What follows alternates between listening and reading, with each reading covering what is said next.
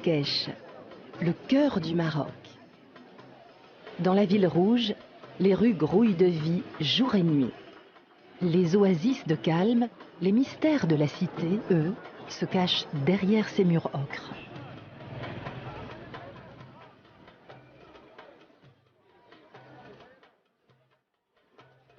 Un palais d'un autre temps, un lieu féerique et un jeune propriétaire, bien décidé à préserver son fabuleux héritage.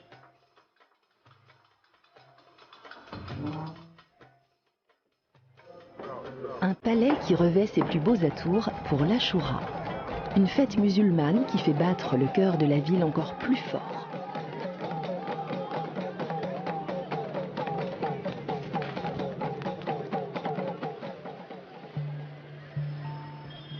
Driss Segueni, le propriétaire du palais, a un rendez-vous. Dans la Médina, la vieille ville, la place Djema El Fna, littéralement l'assemblée des trépassés, est depuis le XIe siècle le centre névralgique de Marrakech.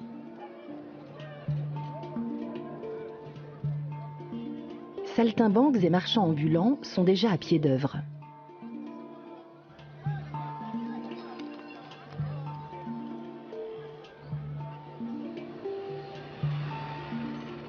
Driss Segueni se rend au trésor des nomades, la boutique de Mustapha Blaoui.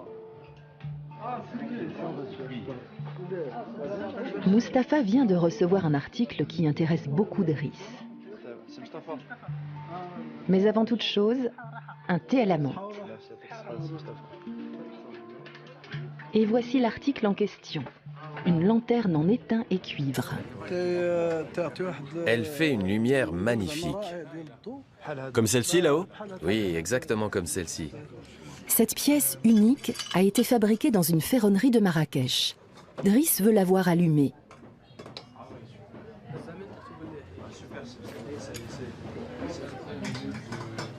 Ah ouais. D'accord, oh non, c'est très bien, c'est magnifique. Très bien. Affaire conclue. La lanterne sera livrée demain. C'est derrière ces murs décrépits que se cache la demeure de Driss, le palais Soleiman.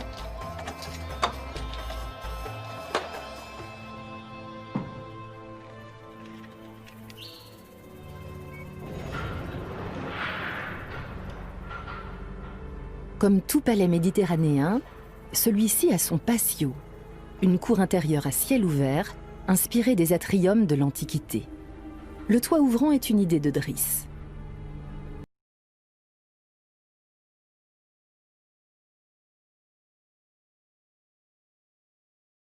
Ni la splendeur du lieu ni sa structure ne doivent se voir de l'extérieur. Les murs du palais font partie intégrante des anciens remparts de la ville.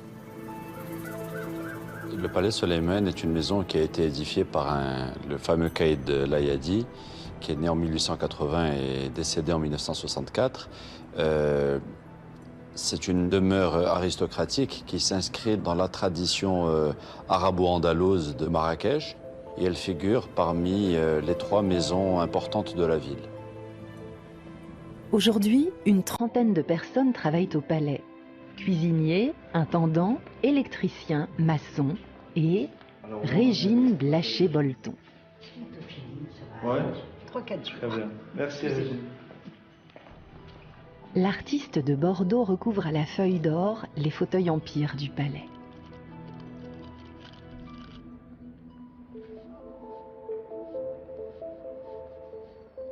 L'édifice ne possède aucune fenêtre donnant sur la rue.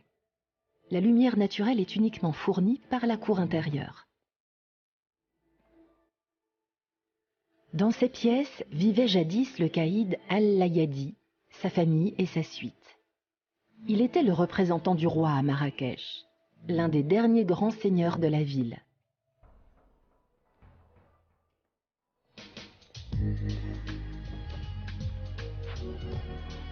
Le père de Driss, un riche armateur, a acheté ce palais en 1970. C'est de lui que vient ce secrétaire espagnol vieux de 300 ans, tout un pan de l'histoire familiale. Driss, âgé de 6 ans. À un moment donné, mon père était en négociation. Par la suite, j'ai appris que c'était Eddie Barclay qui cherchait à acheter le lieu. Et j'avais 6 ans, oui. J'avais 6 ans et j'ai pleuré parce que je voulais absolument pas que mes parents se défassent de ce lieu. Selma, la mère de Driss. Elle a exaucé le souhait de son fils. Quelques années plus tard, le couple se sépare. Selma n'est revenue ici qu'à la mort du père de Driss, il y a 8 ans. Dans les cuisines du palais, elle mène son petit monde à la baguette. Le tagine, plat national marocain, est inconcevable sans safran. C'est très parfumé et ça colore en même temps. C'est une excellente plante. Une cuisine marocaine qui n'est pas faite à base de safran, c'est pas de la bonne cuisine. Voilà. Une fois bien frottés, sous l'effet de la chaleur, les filaments rouges libèrent leur couleur jaune-orangé caractéristique.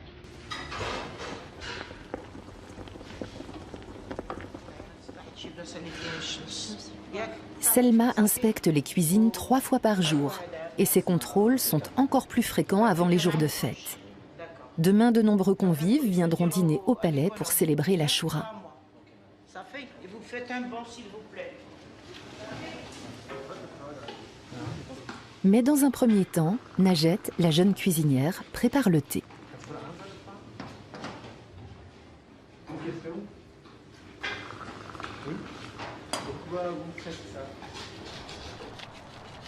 Au Maroc, chaque ville a sa couleur. Pour Marrakech, c'est le rouge, celui du sable des plaines, de la côte et de l'Atlas.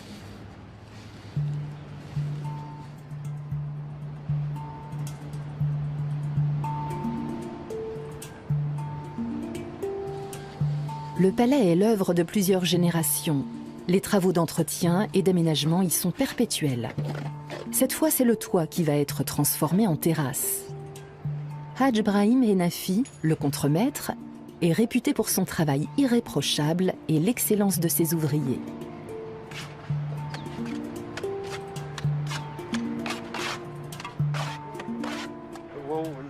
Quand on est habile et qu'on maîtrise bien le mouvement, alors l'application n'est pas pénible.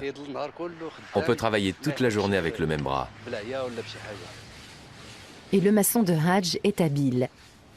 Pour humidifier l'enduit avec la brosse, il utilise l'autre bras. Hadj n'a pas de compte à rendre à l'Office de protection des monuments historiques, juste à son chef, Driss Segueni. Le sol sera le même que celui du hall d'entrée, une mosaïque d'hexagones.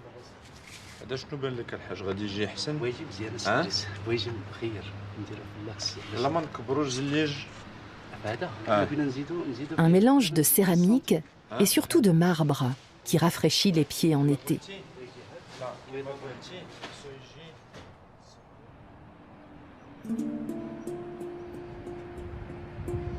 Marrakech est une ville d'artisanat.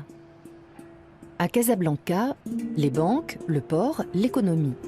À Marrakech, les ferronniers, les sculpteurs sur bois, les charpentiers et tout un quartier pour les potiers et les briquetiers. Driss a un nouveau rendez-vous.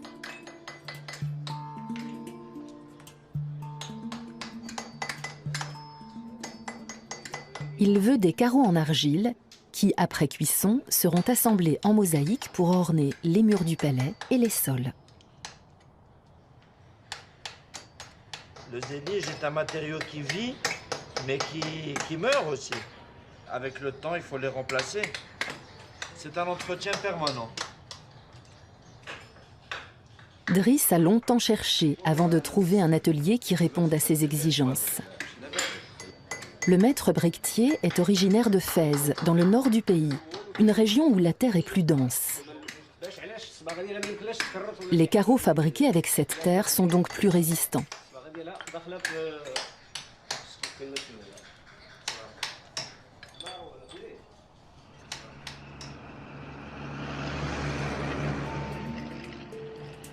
Il faut d'abord faire sécher l'argile au soleil. Les carreaux sont ensuite placés dans un four chauffé à près de 1000 degrés.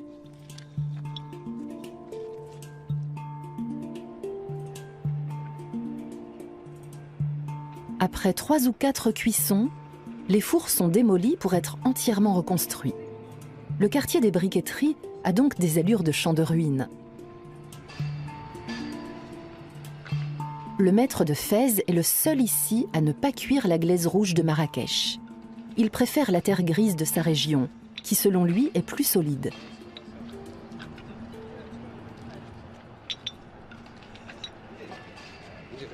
Bien sûr.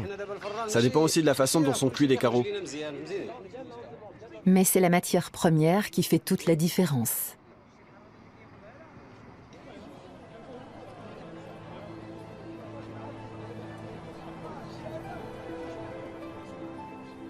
Les palais de Marrakech doivent leur splendeur aux artisans de la ville. Le palais Soleiman à lui seul compte des milliers de ces éliges, tous faits main. Les ornements géométriques répondent aussi à la règle en islam qui veut que toute représentation figurée et organique soit proscrite dans l'art. Car, pense-t-on, la beauté de la vie elle-même ne peut être imitée.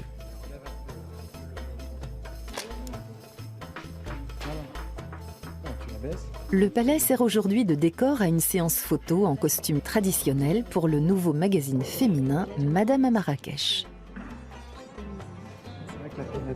C'est les contrastes justement de montrer un lieu historique avec justement l'endroit finalement se prête à tout. Comment tu sers très fort. Driss loue régulièrement son palais, qu'il conçoit comme une scène pour des shootings, des dîners de gala, des réceptions. Les animaux domestiques en profitent aussi. Le palais doit resplendir dans ses moindres recoins. Sur le toit en terrasse, Hadj, le contremaître, a commencé les travaux d'ornement. On met une baguette ici? Non. Je ne veux pas d'une grosse baguette. Plutôt quelque chose de discret qui ne se voit pas trop de loin. Oui, tu as raison. Ça sera plus joli comme ça. Driss a un goût très sûr et une idée très précise de ce qu'il veut pour chaque pièce du palais. Toute cette partie en haut, c'est une inspiration ottomane. C'est un mélange en fait entre Topkapi, donc le harem de Topkapi, et le Udaipur, le Lake Palace à Udaipur. Au palais Soleiman, c'est bien sûr Marrakech qui donne le ton, sa couleur rouge, ses arabesques. Mais Driss a beaucoup voyagé et aujourd'hui, de nouvelles influences entrent au palais.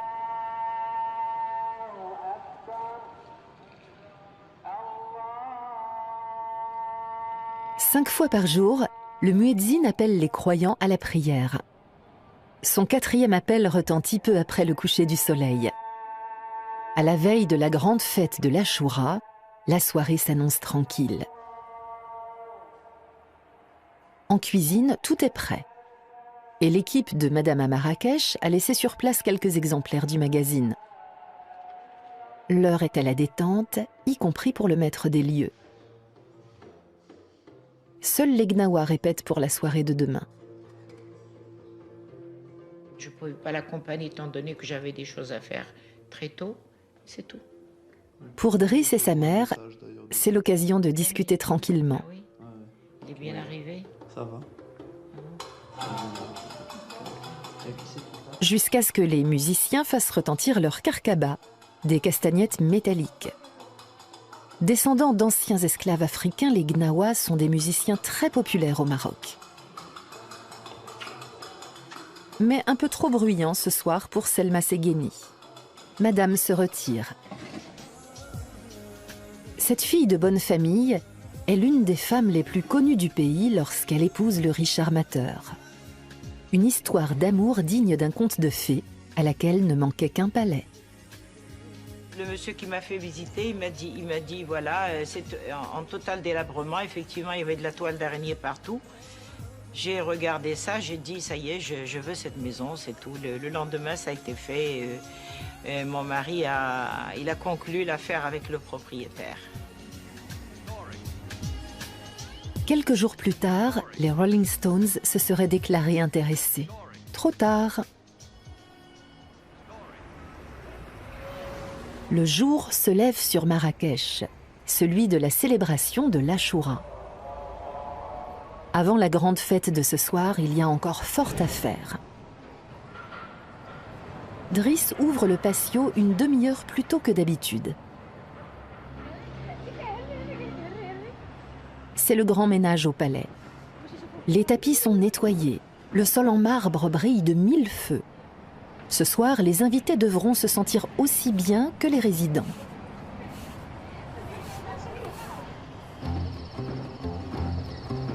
Aujourd'hui, c'est Madame Segueni qui a un rendez-vous. Accompagnée d'Habib, l'intendant du palais, Selma se rend au marché.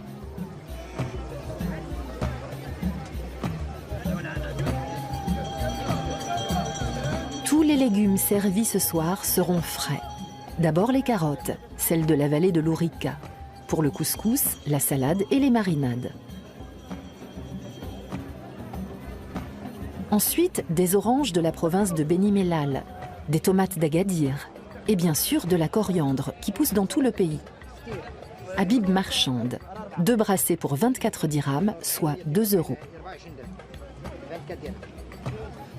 Madame est d'accord.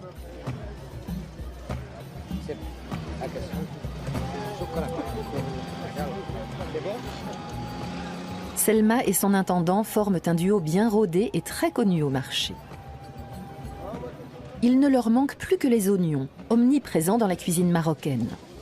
Mijotés dans le tagine, caramélisés pour le couscous, ou tout simplement marinés. Des oignons, il en faudra aujourd'hui une quantité astronomique. Mais à quel prix ?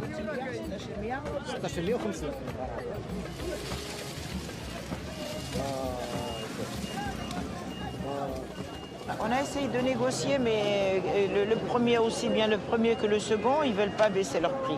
Donc, pour éviter la perte de temps, on a acheté au prix qu'ils veulent.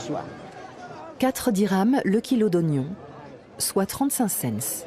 On les achète ici parce que ici le marché c'est moins cher que le marché principal. Oui, oui, il a fait du bon travail, marchand. S'il n'est pas content, hein.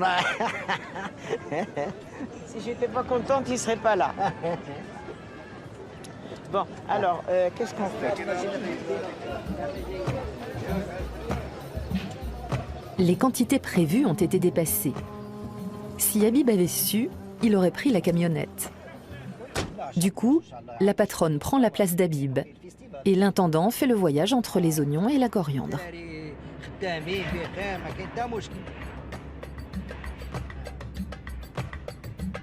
Je m'appelle Sirfouk El Habib, 58 ans. J'ai travaillé au Palais Soleiman 3 ans.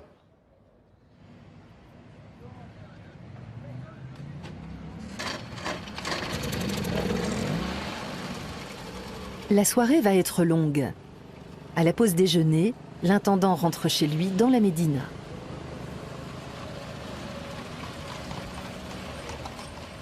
En réalité, il habite Fès, à 400 km d'ici. Mais Habib a grandi à Marrakech. Alors, depuis qu'il travaille au palais, il vit à nouveau chez sa mère.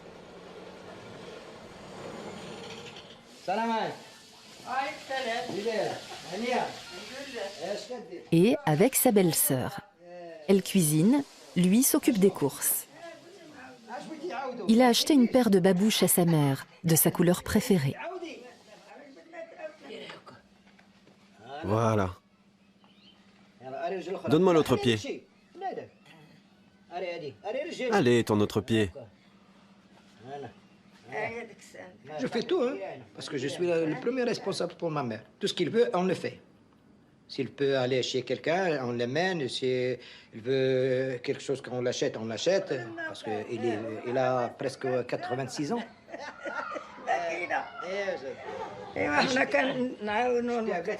La femme d'Habib vit dans leur maison à Fès avec leurs enfants, aujourd'hui adultes. Habib n'a pas de voiture et pour les retrouver, il faut compter une journée de train. Bien sûr, il me manque ma famille. Il me manque, mais malheureusement, à cause du travail que je suis là, hein, il vient parfois, mais la plupart du temps, moi que je pars. 2 mois, 3 mois, je vais à Fès.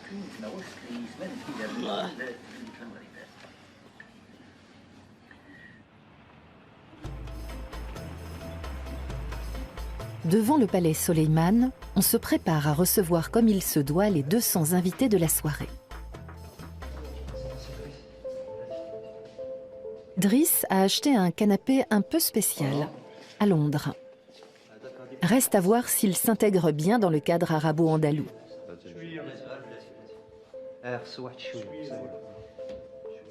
En fait, c'est une réédition du canapé de Brighton. Et on a l'impression qu'avec ces voilages, avec ces rideaux, qu'il va y avoir une apparition... voilà, on est en plein dans le cinéma. On a l'impression qu'il y a Cléopâtre qui va apparaître. Driss l'a choisi pour trôner dans la Maison Verte, le joyau secret du palais. Un espace reconverti depuis peu en bar lounge. L'endroit a été construit 35 ans après la construction du patio principal. C'était une partie qui était réservée aux femmes.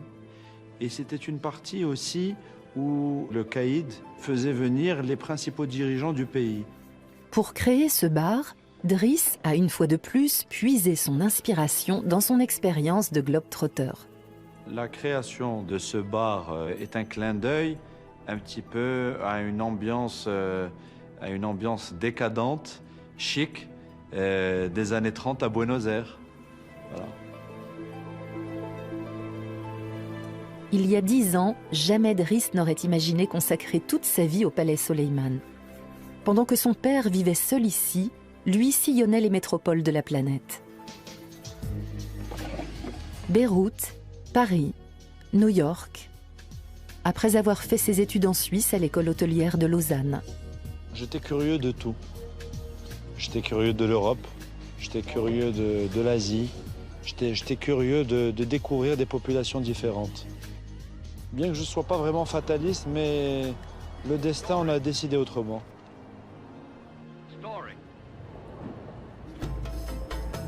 D'un pays musulman à l'autre, l'Achoura n'est pas célébrée de la même manière. Au Maroc, ce jour, initialement jeûné, est devenu une fête populaire où le couscous et les fruits secs sont rois. Une fête familiale. À la nuit tombée, des tambours sont offerts aux enfants. Certains jouent déjà avec ceux de l'an dernier. Le volume sonore de la ville va encore augmenter, mais pas partout. Dans le quartier juif, une oasis de calme se cache derrière ses murs, le palais de la Bahia. Tout comme le palais Soleiman, le palais de la Bahia fut édifié juste avant que le Maroc ne devienne un protectorat français, en 1912. Chaque fois qu'il le peut, Hadj, le contremaître de Driss, vient chercher l'inspiration en ce lieu magnifique. Sa famille est originaire du Sud, une région où il n'y a pas de palais. Là-bas, les maisons étaient construites en terre et blanchies à la chaux. Ma grand-mère me racontait ça chaque fois que je la voyais. Et elle me montrait le village.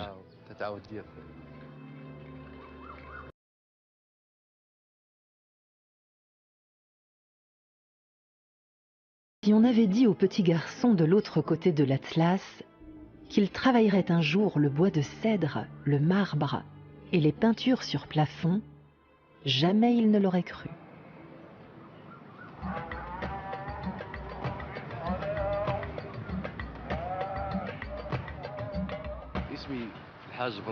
Je m'appelle Hadj Brahim Ennafi. J'ai 45 ans et je travaille depuis 7 ans au palais Soleiman. À la mort de son père, Driss s'est mis en quête d'un bon contremaître et il a trouvé Hadj, le charpentier. Il a évolué de pair avec ses attributions. Aujourd'hui, Hadj a une dizaine d'ouvriers sous ses ordres.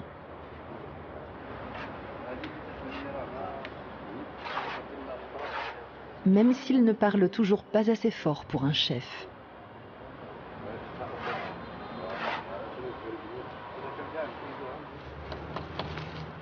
Tous connaissent les moindres recoins du palais. La terrasse n'est qu'un chantier de plus. Récemment, c'est à l'intérieur qu'il travaillait, au réaménagement des toilettes.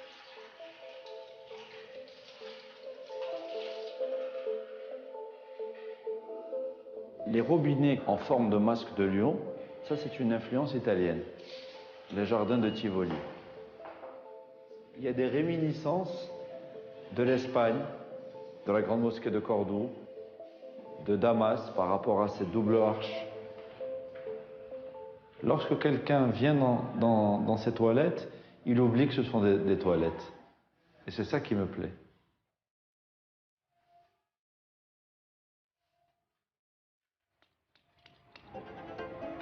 C'est au tour de la terrasse d'être embellie. شوف اورانج ولا السيربونتا بحال بحال اي بحال راه كاين عندنا هذاك اللي محروق هنا كاين هذاك اللي محروق نسرحوه تما. Et comme gouttière, on pourrait utiliser les tuyaux rectilignes et les ondulés? Bien sûr. On a du stock pour les deux. Très bien, alors essayons. Il y a 8 ans, après avoir examiné de plus près son héritage, Driss a réalisé qu'il avait entre les mains un diamant brut qui ne demandait qu'à être taillé. Le potentiel du palais Soleiman n'a pas échappé non plus à un milliardaire suisse qui a acheté la maison mitoyenne avec la ferme intention d'acquérir aussi le palais à n'importe quel prix. Face au refus de Driss, il a installé des caméras de surveillance et muré les passages entre les deux édifices. Un étranger veut venir s'installer au Maroc et veut en faire la... Il a entendu parler d'un lieu magnifique et il veut se l'accaparer. Non? Non? Je ne suis pas disposé à baisser les bras, car je crois que l'argent peut tout acheter pour certains, mais certainement pas ni l'âme ni la dignité humaine. Aujourd'hui, dans la Médina, 1 habitant sur 5 est européen. Marrakech est devenue une ville de résidence secondaire huppée. De plus en plus de vieilles familles partent s'installer dans les nouveaux quartiers de la périphérie, où certains commerçants ouvrent des filiales mobiles. Marrakech est en plein essor, comme aucune autre ville au Maroc. Najet, la jeune cuisinière du palais Soleiman, habite dans l'un de ces nouveaux quartiers avec sa famille. Ça me va bien? Najet est la fille aînée de la famille. Au palais, elle gagne près de 400 € par mois. Sans son salaire, ses parents ne pourraient pas payer le loyer. Salut! 200 € de loyer pour 70 mètres carrés. La mère de Najet et ses grands-parents habitaient autrefois au village. Il est aujourd'hui remplacé par des immeubles.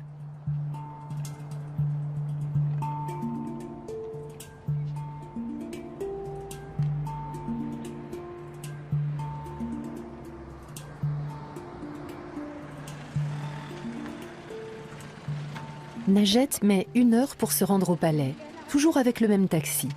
En bus, cela lui prendrait 2 fois plus de temps.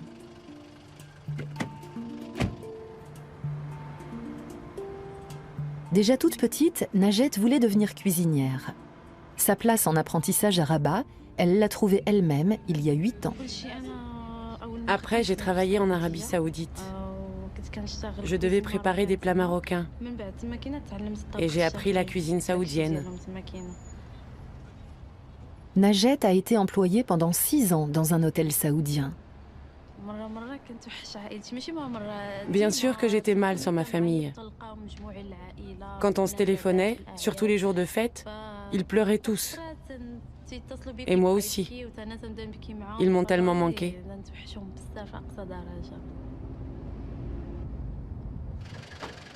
Najet compte bien ouvrir un jour son propre restaurant. Je m'appelle Najet Al-Rasmouri, j'ai 25 ans et je travaille depuis 6 semaines au palais Soleiman. Au palais, Najet est la préposée au pain. C'est une pâte très simple. On la fait souvent à la maison. Vraiment très simple. Parce que ces jours de fête, les invités auront droit ce soir à des petits pains individuels. La jeune cuisinière est également chargée de faire à manger pour ses collègues. Les débuts de Najet n'ont pas été faciles. Elle a même fait brûler son repas.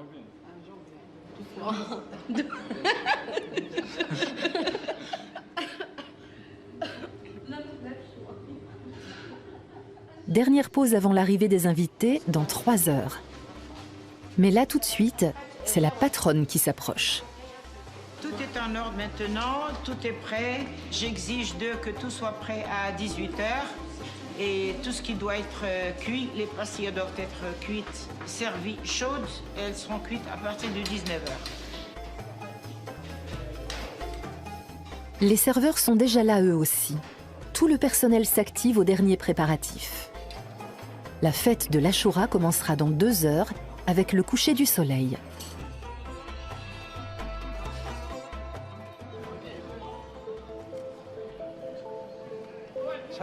Il coûte combien?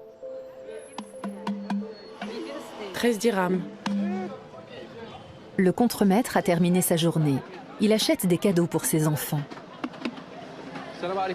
Des tambours multicolores. Quand Hadj était petit, ça n'existait pas. À l'époque, il ressemblait à ça.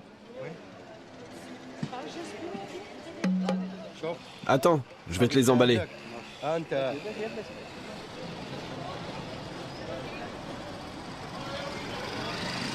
Les fruits secs, noix, amandes, dattes, sont aussi des ingrédients indispensables aux célébrations de l'Achoura.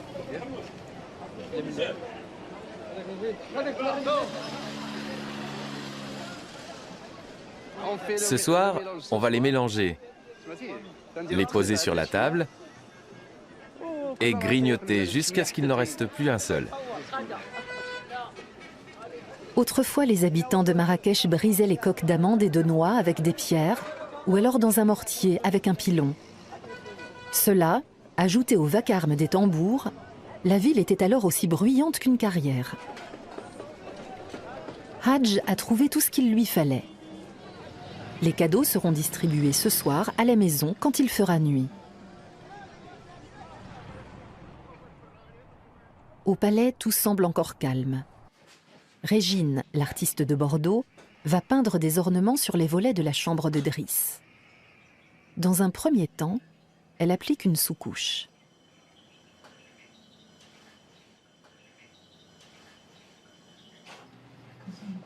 Vous deviez pas mettre un peu un blanc d'Espagne avant? Aïe, aïe, aïe. Driss. Moi, je veux davantage de choses très simples et très épurées. Et vous voulez absolument me faire quelque chose... Non, je veux pas faire juste une comme ça, et puis le reste peut-être... Ah, je vais vous tuer. Hein? Depuis son retour à Marrakech, Driss vit seul dans 2 pièces situées dans la partie supérieure du palais. J'ai un rapport très particulier avec le lieu.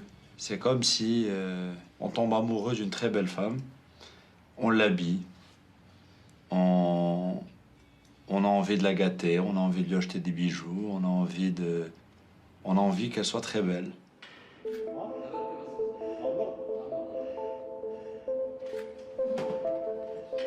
Le marchand de la Médina a livré la lanterne à temps.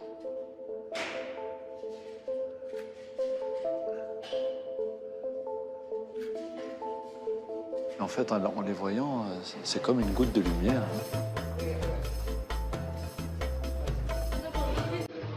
18 heures, le tagine d'agneau doit commencer à mijoter maintenant. La coriandre doit être hachée maintenant. Les amandes doivent être grillées maintenant. En général, je goûte avant de servir parce que c'est...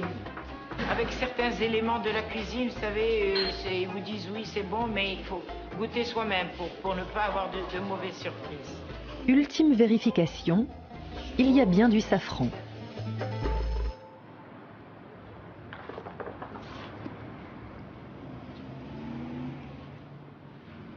Sur le toit, un chantier vient de se terminer. La maison verte est enfin ornée d'un nouveau crépi, une étape importante. Pour l'occasion, le chef sert lui-même le thé.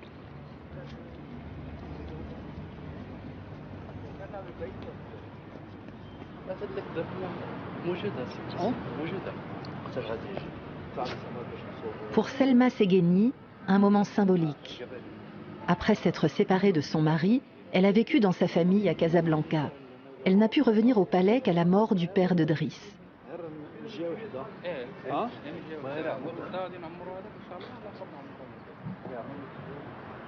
C'est le bonheur comme pour tout le monde. Le bonheur, c'est que du bonheur que l'on ait repris cet endroit. Pour Driss, ce palais, c'est avant tout ses racines, son refuge. Où que l'on soit, on a toujours un chez-soi et on a besoin de s'y retrouver. Surtout lorsqu'un voisin cherche à mettre la main dessus. Le Suisse est même allé jusqu'à hisser le drapeau marocain sur son toit. Je crois qu'on a cherché à nous intimider, mais on a tenu bon. Et finalement, je crois que quand on a la foi,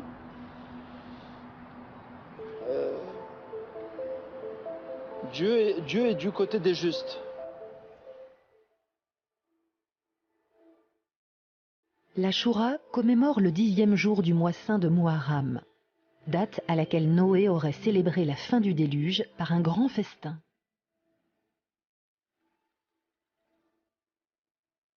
Najet a cuit 250 petits pains. Et aujourd'hui, Habib ouvre également les salons latéraux, réservés aux grandes réceptions.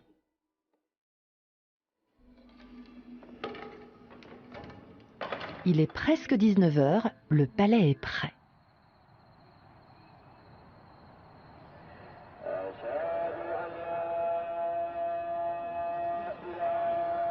Les habitants de la Médina se rassemblent sur la place Djema El Fna. La vieille ville de Marrakech se compose d'une dizaine de quartiers historiques, où les habitants se rassembleront plus tard. Pour l'heure, ils mangent tous ensemble sur la place centrale.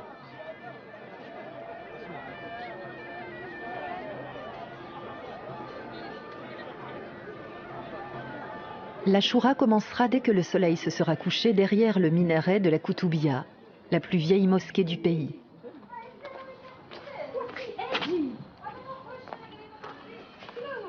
Hadj habite une banlieue qui n'a pas encore cédé place aux nouvelles constructions. Les maisons sont encore en briques, les portes en tôle.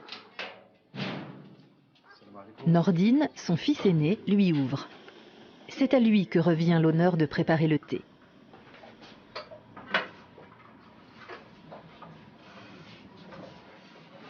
Ils vivent à 5 dans 70 mètres carrés. Hadj, sa femme et leurs 3 fils. L'aménagement est simple, fonctionnel avant tout. Mais Hadj s'est tout de même fait plaisir avec des moulures en stuc.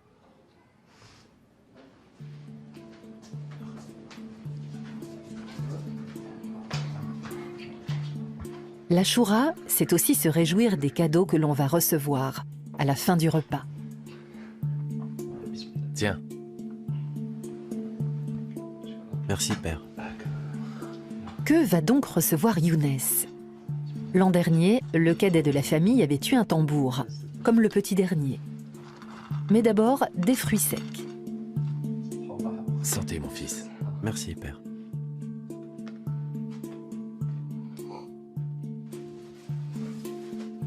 Et oui, encore un tambour. Pour Badr, le plus jeune, c'est bien entendu un tambour. Nordine, l'aîné, reçoit de l'argent. La mère se joindra à la fête un peu plus tard. Pour l'Achoura, toute la famille est réunie.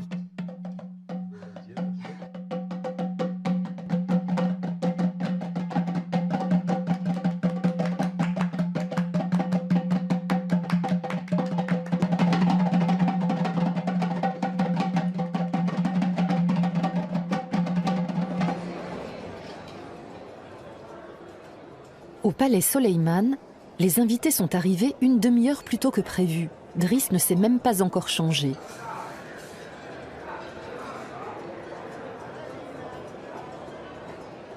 Autour des tables rondes, la haute société de Marrakech.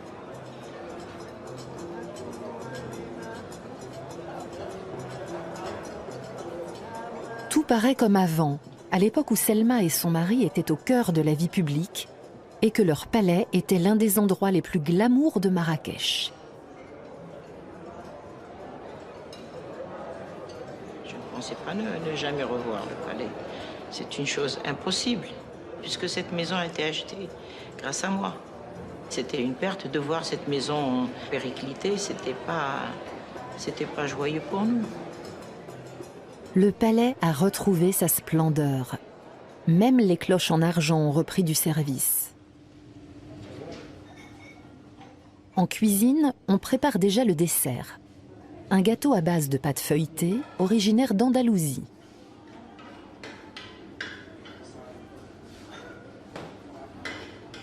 Sur le sucre glace, Najed dessine des motifs avec du jus de citron. C'est la fameuse pastilla, ou charchoura, comme on dit à Marrakech.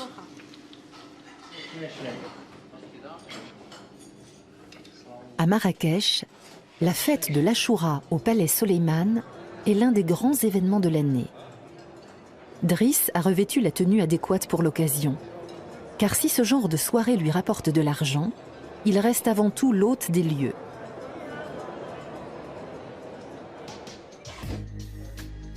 Il y a 40 ans, son père invitait la moitié du pays sans présenter la facture. Et sa mère dansait jusqu'au petit matin. Le paradoxe, c'est que mon père était un homme d'affaires, mais il avait l'art de savoir mélanger, de faire cohabiter différentes personnes qui n'avaient pas du tout d'atomes crochus ou d'affinités, qui faisaient partie d'univers différents. Et en fait, tout ce beau monde cohabite.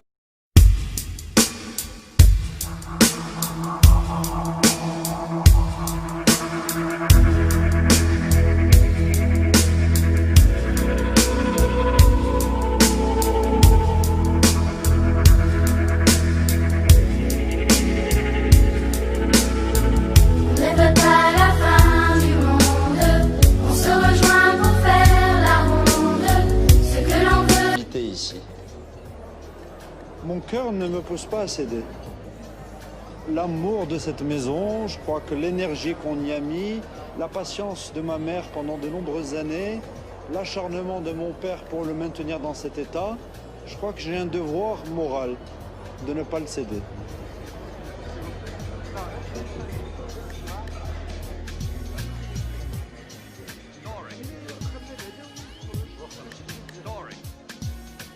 Il est minuit. La fête au palais touche à sa fin. Dans la Médina, en revanche, elle ne fait que commencer. Les tambours entrent en action.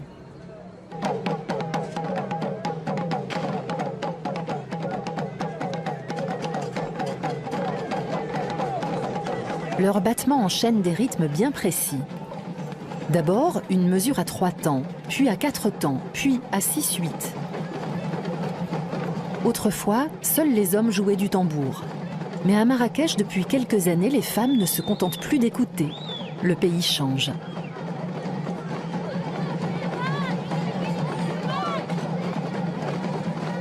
Dans chaque quartier, un grand feu est allumé. Lorsque ces flammes baissent, ceux qui le veulent sautent par-dessus pour prouver leur courage. Dans d'autres pays musulmans, l'Achoura est un jour de deuil. À Marrakech, c'est une nuit de joie. Dans 4 heures, il fera jour, et pendant que certains iront se coucher, Driss, lui, ouvrira le toit du palais Soleiman.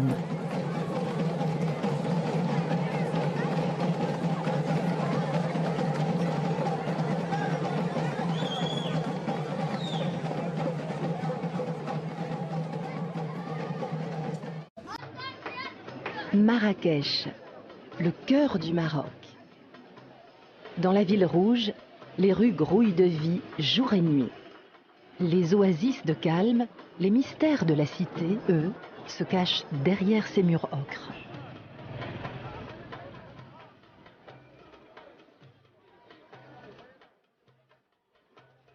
Un palais d'un autre temps, un lieu féerique et un jeune propriétaire, bien décidé à préserver son fabuleux héritage.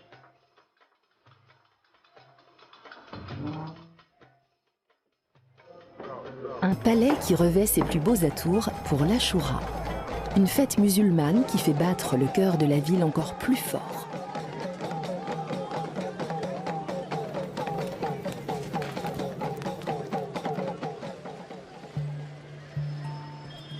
Driss Segueni, le propriétaire du palais, a un rendez-vous. Dans la Médina, la vieille ville, la place Djema El Fna, littéralement l'Assemblée des Trépassés, est depuis le XIe siècle le centre névralgique de Marrakech.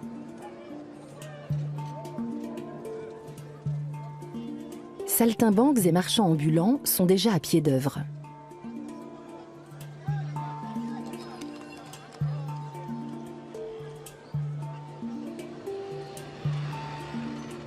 Driss Segueni se rend au trésor des nomades, la boutique de Mustapha Blaoui. Mustapha vient de recevoir un article qui intéresse beaucoup Driss. Mais avant toute chose, un thé à la menthe. Et voici l'article en question. Une lanterne en étain et cuivre. Elle fait une lumière magnifique. Comme celle-ci là-haut?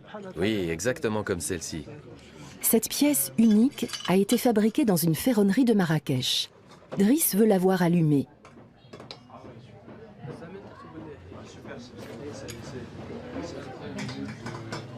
Ah ouais. D'accord, non, c'est très bien, c'est magnifique. Très bien. Affaire conclue. La lanterne sera livrée demain. C'est derrière ces murs décrépits que se cache la demeure de Driss, le palais Soleiman.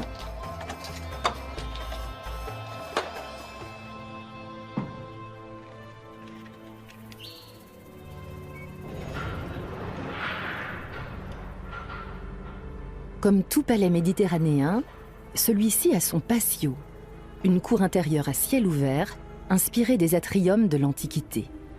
Le toit ouvrant est une idée de Driss.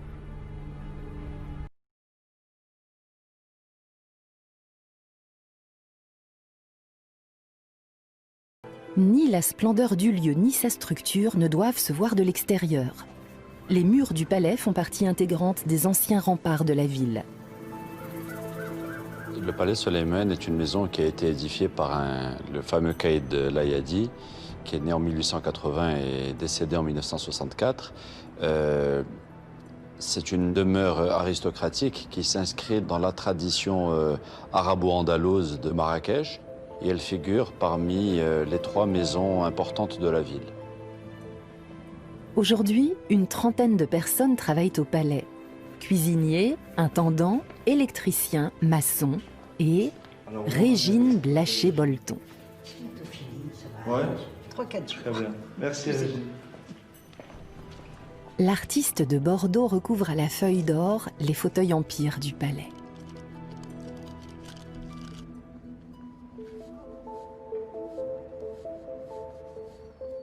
L'édifice ne possède aucune fenêtre donnant sur la rue. La lumière naturelle est uniquement fournie par la cour intérieure.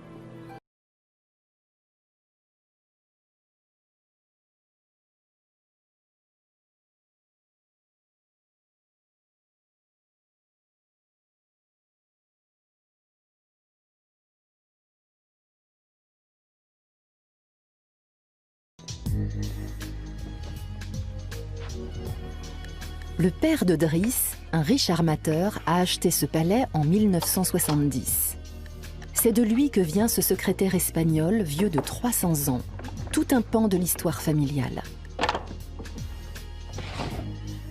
Driss, âgé de 6 ans.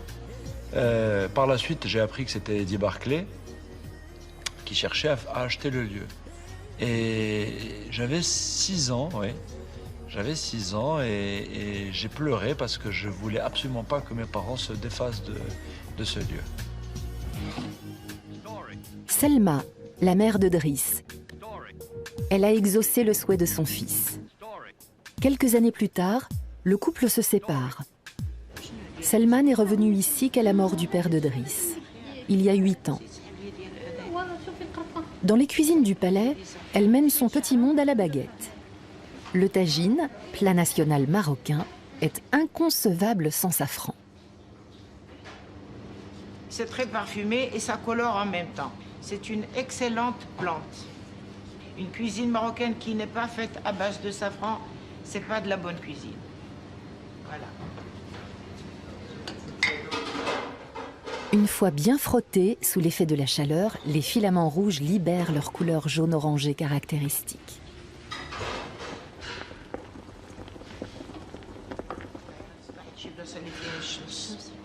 Selma inspecte les cuisines 3 fois par jour et ces contrôles sont encore plus fréquents avant les jours de fête. Demain, de nombreux convives viendront dîner au palais pour célébrer la Choura. Ça fait, et vous faites un bon s'il vous plaît. Mais dans un premier temps, Najet, la jeune cuisinière, prépare le thé.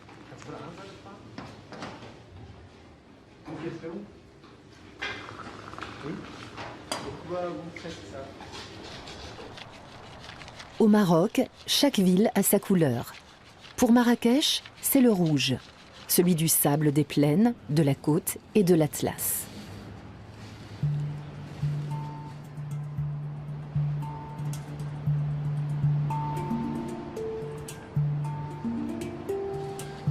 Le palais est l'œuvre de plusieurs générations.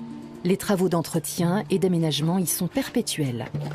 Cette fois, c'est le toit qui va être transformé en terrasse.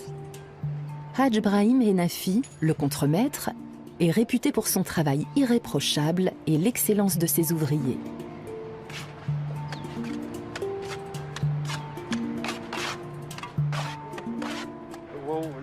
Quand on est habile et qu'on maîtrise bien le mouvement, alors l'application n'est pas pénible.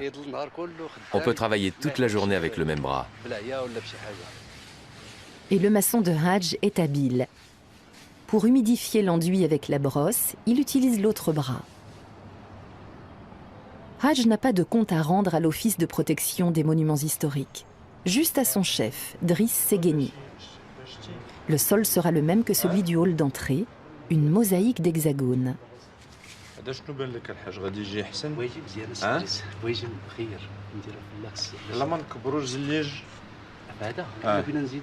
Un mélange de céramique et surtout de marbre qui rafraîchit les pieds en été.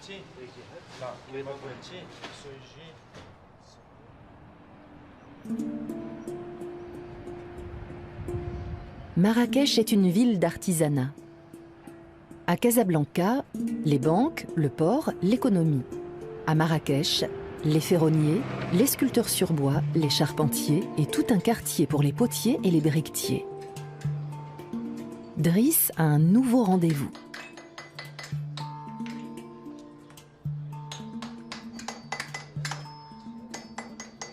Il veut des carreaux en argile qui, après cuisson, seront assemblés en mosaïque pour orner les murs du palais et les sols. Le zélige est un matériau qui vit, mais qui meurt aussi. Avec le temps, il faut les remplacer. C'est un entretien permanent. Driss a longtemps cherché avant de trouver un atelier qui réponde à ses exigences. Le maître briquetier est originaire de Fès, dans le nord du pays, une région où la terre est plus dense. Les carreaux fabriqués avec cette terre sont donc plus résistants.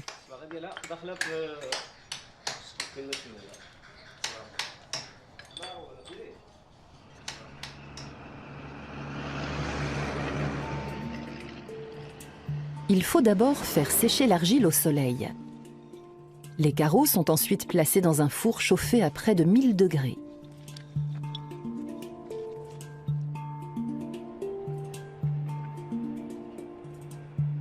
Après 3 ou 4 cuissons, les fours sont démolis pour être entièrement reconstruits. Le quartier des briqueteries a donc des allures de champ de ruines. Le maître de Fès est le seul ici à ne pas cuire la glaise rouge de Marrakech. Il préfère la terre grise de sa région, qui selon lui est plus solide.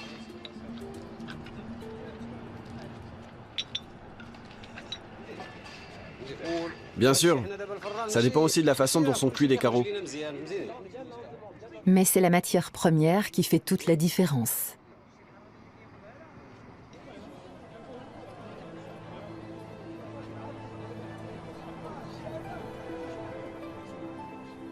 les palais de Marrakech doivent leur splendeur aux artisans de la ville.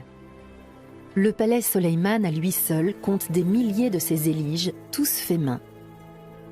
Les ornements géométriques répondent aussi à la règle en islam qui veut que toute représentation figurée et organique soit proscrite dans l'art.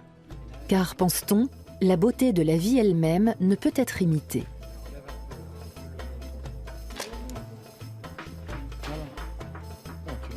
Le palais sert aujourd'hui de décor à une séance photo en costume traditionnel pour le nouveau magazine féminin Madame à Marrakech.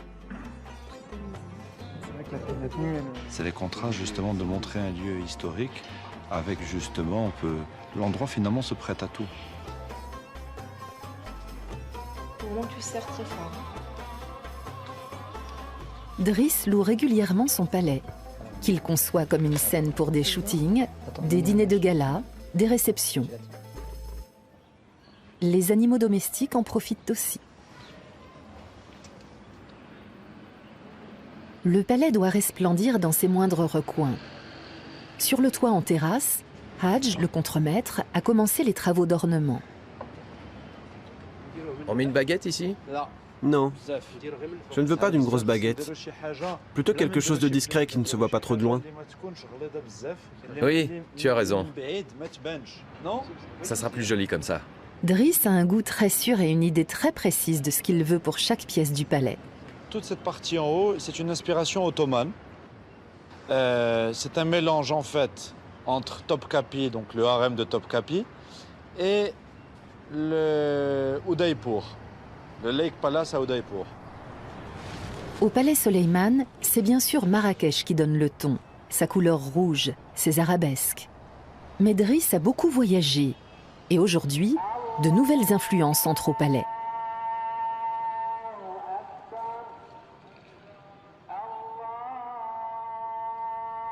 Cinq fois par jour, le muezzin appelle les croyants à la prière. Son 4e appel retentit peu après le coucher du soleil. À la veille de la grande fête de l'Achoura, la soirée s'annonce tranquille. En cuisine, tout est prêt. Et l'équipe de Madame à Marrakech a laissé sur place quelques exemplaires du magazine. L'heure est à la détente, y compris pour le maître des lieux. Seuls les Gnawa répètent pour la soirée de demain. Je ne pouvais pas l'accompagner étant donné que j'avais des choses à faire très tôt, c'est tout. Pour Driss et sa mère, c'est l'occasion de discuter tranquillement. Ah oui. Il est bien arrivé. Ça va. Jusqu'à ce que les musiciens fassent retentir leurs karkaba, des castagnettes métalliques. Descendants d'anciens esclaves africains, les Gnawa sont des musiciens très populaires au Maroc. Mais un peu trop bruyant ce soir pour Selma Segueni. Madame se retire. Cette fille de bonne famille est l'une des femmes les plus connues du pays lorsqu'elle épouse le riche armateur. Une histoire d'amour digne d'un conte de fées à laquelle ne manquait qu'un palais. Le monsieur qui m'a fait visiter, il m'a dit voilà, c'est en total délabrement. Effectivement, il y avait de la toile d'araignée partout. J'ai regardé ça, j'ai dit ça y est, je veux cette maison, c'est tout. Le lendemain, ça a été fait. Mon mari il a conclu l'affaire avec le propriétaire. Quelques jours plus tard, les Rolling Stones se seraient déclarés intéressés. Trop tard. Le jour se lève sur Marrakech, celui de la célébration de l'Achoura. Avant la grande fête de ce soir, il y a encore fort à faire. Driss ouvre le patio une demi-heure plus tôt que d'habitude. C'est le grand ménage au palais. Les tapis sont nettoyés, le sol en marbre brille de 1000 feux. Ce soir, les invités devront se sentir aussi bien que les résidents.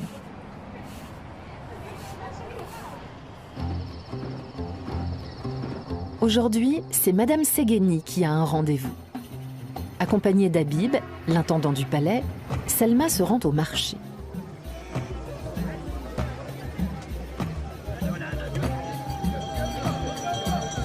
Tous les légumes servis ce soir seront frais. D'abord les carottes, celles de la vallée de l'Ourika. Pour le couscous, la salade et les marinades. Ensuite, des oranges de la province de Beni Mellal, des tomates d'Agadir et bien sûr de la coriandre qui pousse dans tout le pays. Habib marchande, 2 brassées pour 24 dirhams, soit 2 €. Madame est d'accord.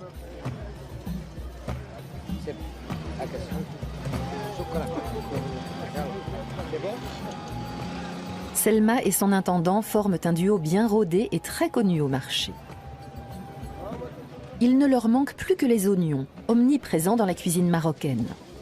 Mijotés dans le tagine, caramélisés pour le couscous, ou tout simplement marinés. Des oignons, il en faudra aujourd'hui une quantité astronomique.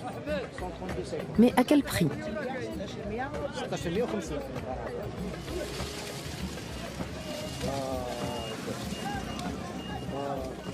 On a essayé de négocier, mais le premier, aussi bien le premier que le second, ils ne veulent pas baisser leur prix. Donc, pour éviter la perte de temps, on a acheté au prix qu'ils veulent. 4 dirhams le kilo d'oignons, soit 35 cents. On les achète ici parce que ici le marché c'est moins cher que le marché principal. Oui, oui, il a fait du bon travail, marchand. S'il n'est pas content, hein. Si j'étais pas contente, il ne serait pas là. Bon, alors, qu'est-ce qu'on fait? Les quantités prévues ont été dépassées. Si Habib avait su, il aurait pris la camionnette. Du coup, la patronne prend la place d'Habib et l'intendant fait le voyage entre les oignons et la coriandre.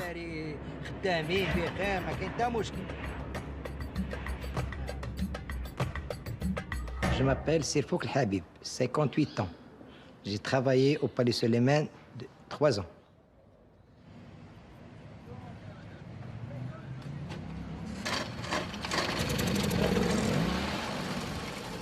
La soirée va être longue. À la pause déjeuner, l'intendant rentre chez lui dans la Médina.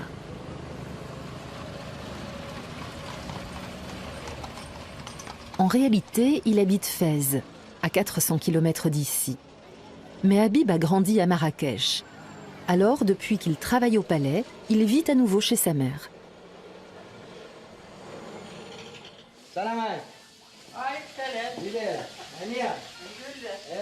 Et avec sa belle-sœur. Elle cuisine, lui s'occupe des courses. Il a acheté une paire de babouches à sa mère, de sa couleur préférée. Voilà. Donne-moi l'autre pied. Allez, ton autre pied. Je fais tout, hein, parce que je suis le premier responsable pour ma mère. Tout ce qu'il veut, on le fait. S'il peut aller chez quelqu'un, on l'amène. S'il veut quelque chose qu'on l'achète, on l'achète. Parce qu'il a presque 86 ans.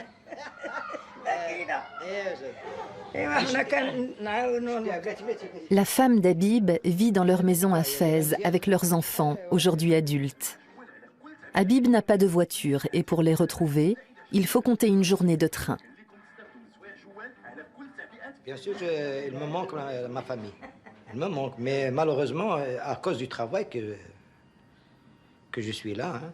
Il vient parfois, mais la plupart du temps, moi que je pars. 2 mois, 3 mois, je vais à Fès.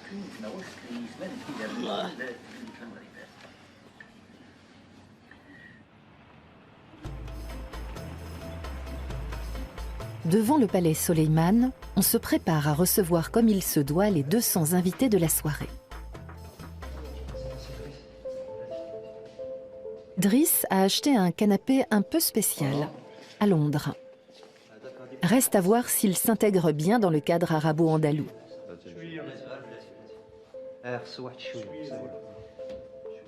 En fait, c'est une réédition du canapé de Brighton.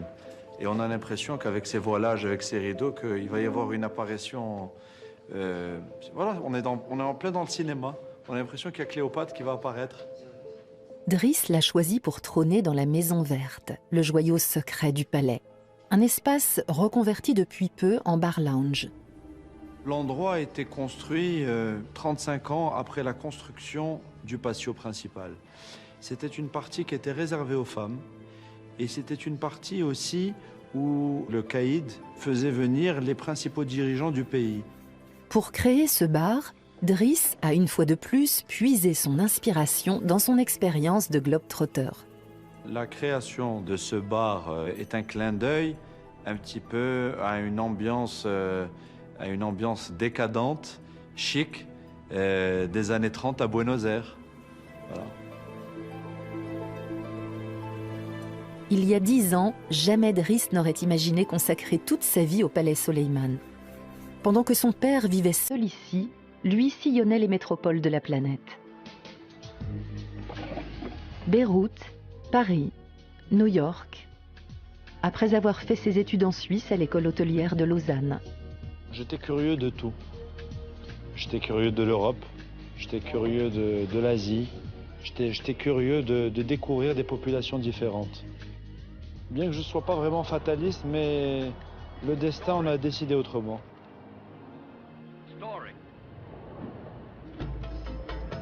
D'un pays musulman à l'autre, l'Achoura n'est pas célébrée de la même manière.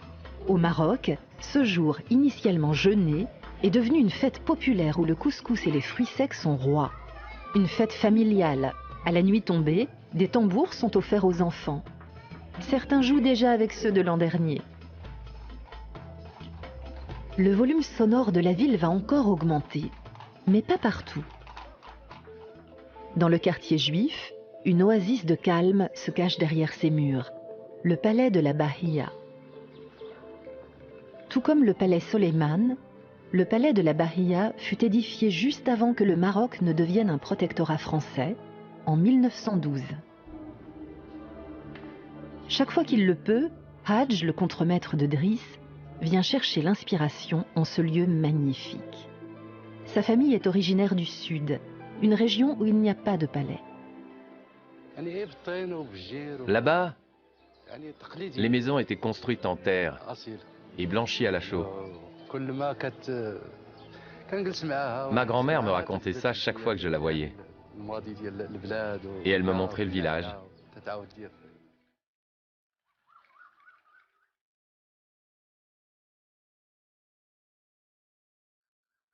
Si on avait dit au petit garçon de l'autre côté de l'Atlas qu'il travaillerait un jour le bois de cèdre, le marbre et les peintures sur plafond, jamais il ne l'aurait cru.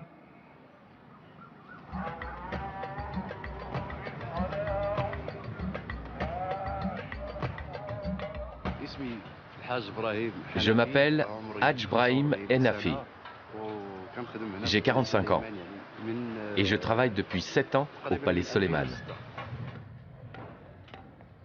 À la mort de son père, Driss s'est mis en quête d'un bon contremaître et il a trouvé Hadj le charpentier. Il a évolué de pair avec ses attributions. Aujourd'hui, Hadj a une dizaine d'ouvriers sous ses ordres.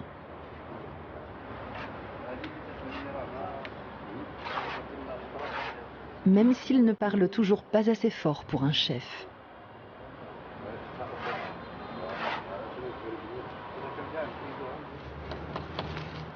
Tous connaissent les moindres recoins du palais. La terrasse n'est qu'un chantier de plus. Récemment, c'est à l'intérieur qu'il travaillait, au réaménagement des toilettes.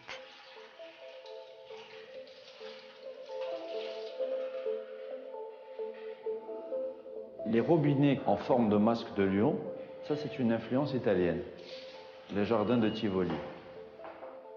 Il y a des réminiscences de l'Espagne, de la grande mosquée de Cordoue, de Damas par rapport à ces doubles arches.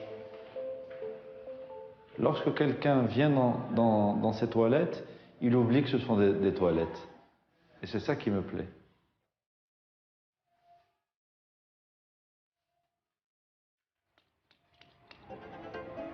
C'est au tour de la terrasse d'être embellie.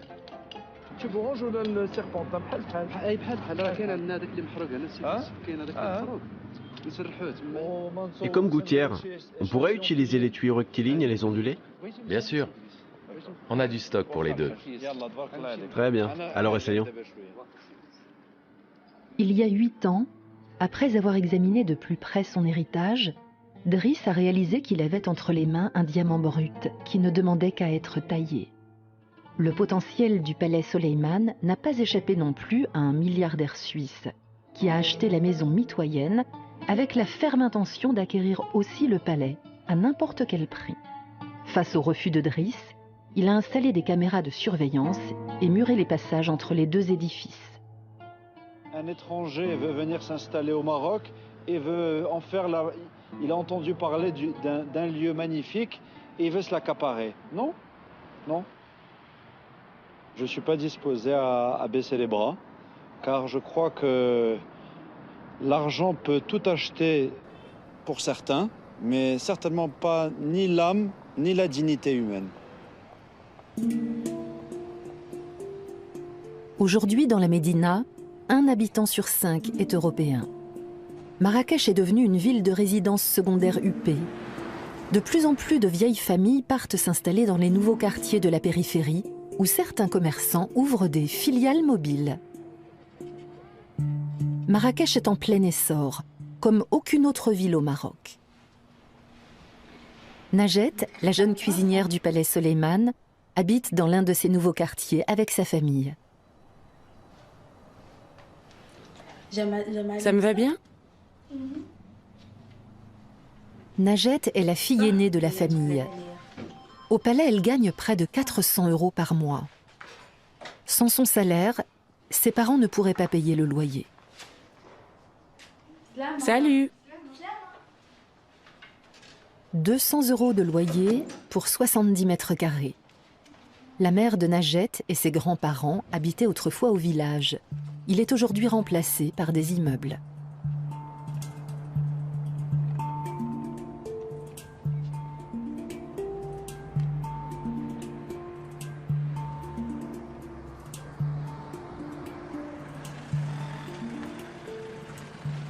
Najet met 1 heure pour se rendre au palais, toujours avec le même taxi. En bus, cela lui prendrait 2 fois plus de temps.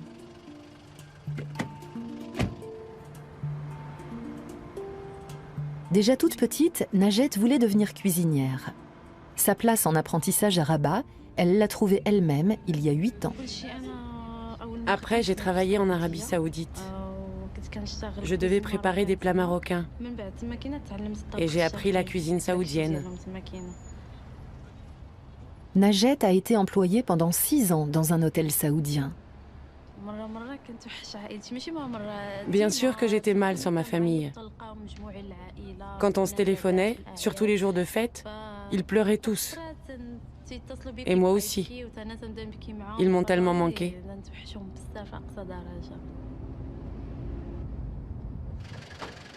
Najet compte bien ouvrir un jour son propre restaurant. Je m'appelle Najet Al-Rasmouri, j'ai 25 ans et je travaille depuis 6 semaines au palais Soleiman. Au palais, Najet est la préposée au pain. C'est une pâte très simple. On la fait souvent à la maison. Vraiment très simple. Parce que ces jours de fête, les invités auront droit ce soir à des petits pains individuels. La jeune cuisinière est également chargée de faire à manger pour ses collègues. Les débuts de Najet n'ont pas été faciles. Elle a même fait brûler son repas.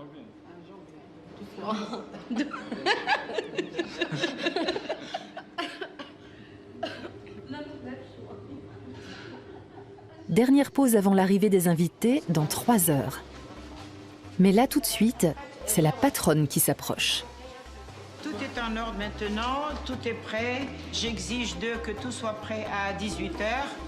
Et tout ce qui doit être cuit, les pastilles doivent être cuites, servies chaudes. Et elles seront cuites à partir de 19 h. Les serveurs sont déjà là eux aussi. Tout le personnel s'active aux derniers préparatifs. La fête de l'Achoura commencera dans 2 heures avec le coucher du soleil.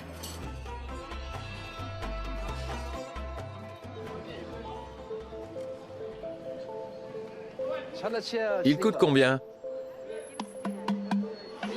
13 dirhams. Le contremaître a terminé sa journée. Il achète des cadeaux pour ses enfants. Des tambours multicolores. Quand Hadj était petit, ça n'existait pas. À l'époque, il ressemblait à ça. Attends, je vais te les emballer.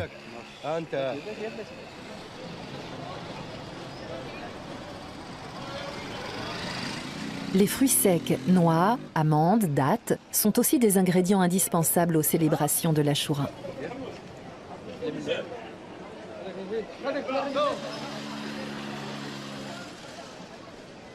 Ce soir, on va les mélanger, les poser sur la table et grignoter jusqu'à ce qu'il n'en reste plus un seul.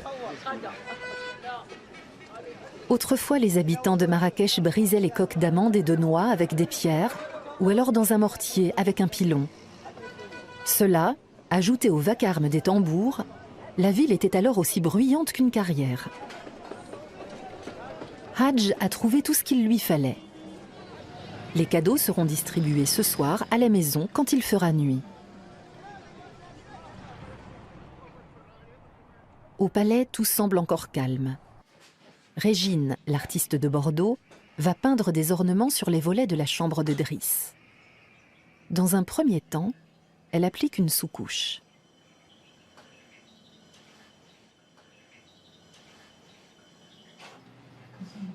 Vous deviez pas mettre un peu un blanc d'Espagne avant? Aïe, aïe, aïe. Driss. Moi, je veux davantage de choses très simples et très épurées.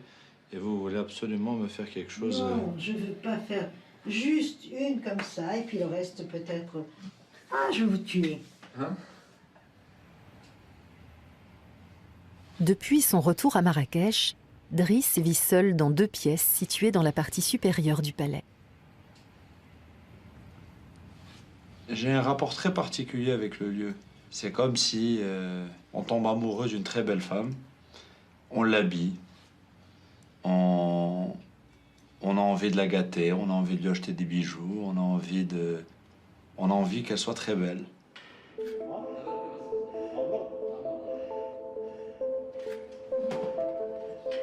Le marchand de la Médina a livré la lanterne à temps.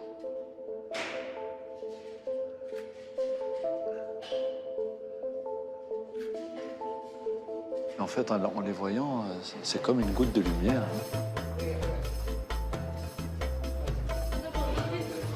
18h, le tagine d'agneau doit commencer à mijoter maintenant. La coriandre doit être hachée maintenant. Les amandes doivent être grillées maintenant. En général, je goûte avant de servir parce que c'est... Avec certains éléments de la cuisine, vous savez, ils vous disent oui, c'est bon, mais il faut goûter soi-même pour ne pas avoir de mauvaises surprises. Ultime vérification, il y a bien du safran.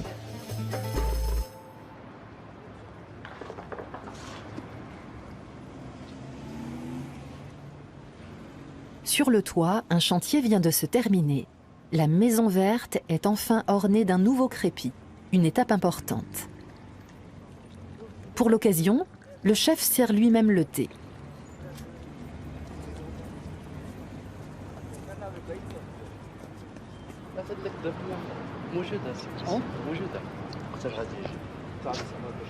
Pour Selma Segueni, un moment symbolique.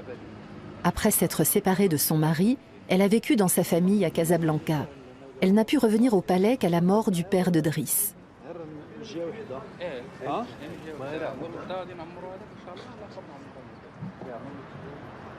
C'est le bonheur comme pour tout le monde. Le bonheur, c'est que du bonheur que l'on ait repris cet endroit.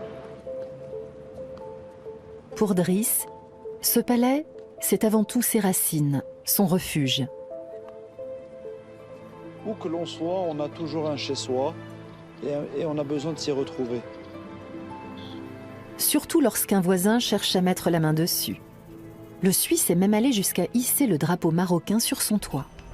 Je crois qu'on a cherché à nous intimider, mais on a tenu bon. Et finalement, je crois que quand on a la foi,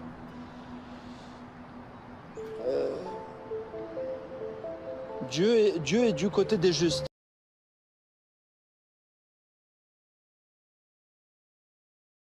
Commémore le 10e jour du mois saint de Muharram, date à laquelle Noé aurait célébré la fin du déluge par un grand festin.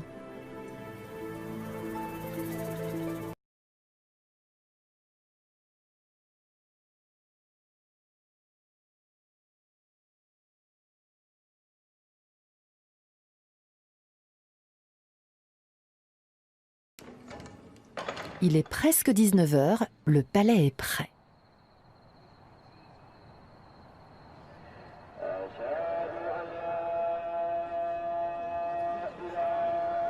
Les habitants de la Médina se rassemblent sur la place Djemal Fna. La vieille ville de Marrakech se compose d'une dizaine de quartiers historiques, où les habitants se rassembleront plus tard. Pour l'heure, ils mangent tous ensemble sur la place centrale.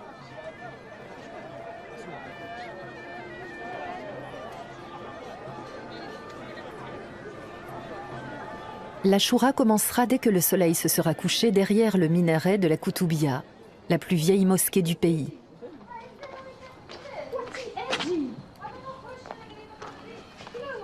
Hadj habite une banlieue qui n'a pas encore cédé place aux nouvelles constructions. Les maisons sont encore en briques, les portes en tôle. Nordine, son fils aîné, lui ouvre. C'est à lui que revient l'honneur de préparer le thé.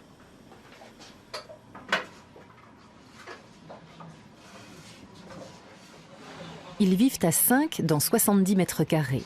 Hadj, sa femme et leurs 3 fils tucs.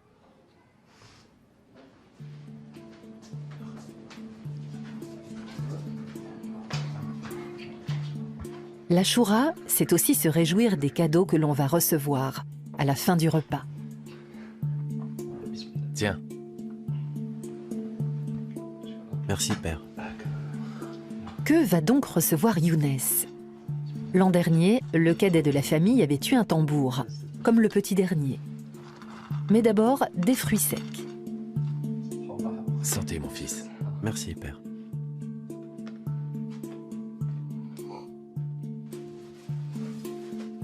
Et oui, encore un tambour. Pour Badr, le plus jeune, c'est bien entendu un tambour. Nordine, l'aîné, reçoit de l'argent. La mère se joindra à la fête un peu plus tard. Pour la choura, toute la famille est réunie.